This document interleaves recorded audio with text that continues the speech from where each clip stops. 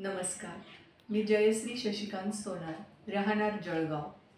या विश्व मराठी साहित्य संमेलनात मी माझी कविता सादर करत आहे. माझे शब्द माझे गाणे. माझे ओठ माझे गीत हळूहळू गात होते, सूर जरी माझे होते, पार्श्वसंगीत तुझे होते. माझे शब्द माझे गाणे अंधारात उजळत होते, भाव जरी माझे होते, दर्शन त्यात तुझे होते. माझी काव्य माझी रचना पुसून टाकली माझी मीच, स्मृती जरी माझी होती, मूर्ती त्यात तुझी होती.